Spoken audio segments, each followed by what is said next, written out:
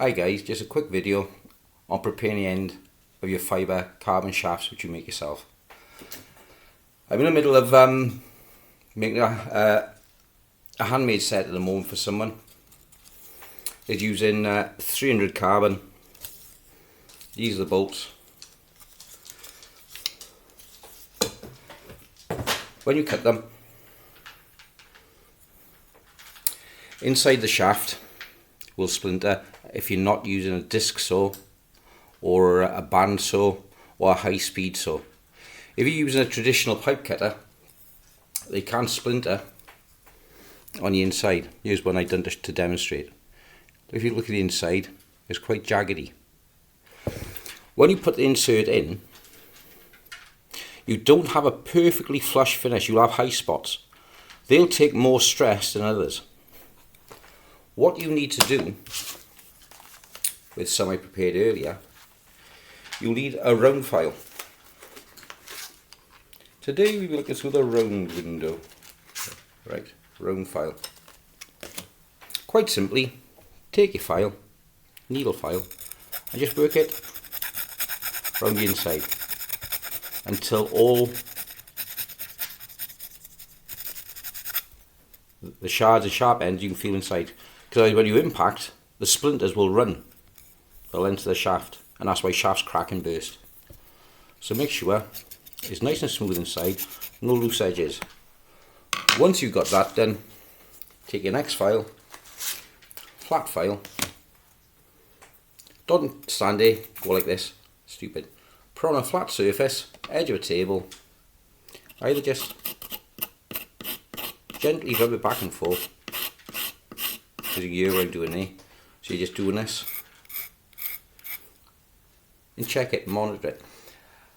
Try it with a head, see if it makes sure it's smooth all round. When you're satisfied, wash it out. Soapy water, hot water, anything. Just wash it out, all comes out. Bit of a pool Q-tip, or Q-tip what they call, or cotton bud you stick in your ear, up your nose, or up your, no you won't go there. Right, and just use a bit of hot glue. And all you need, trust me, not to have an arrow tip around. I usually falling over them everywhere. Here's some I prepared earlier.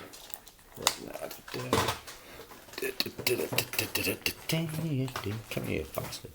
Right. You got hot glue. Just warm it up with your lighter and melt it onto here.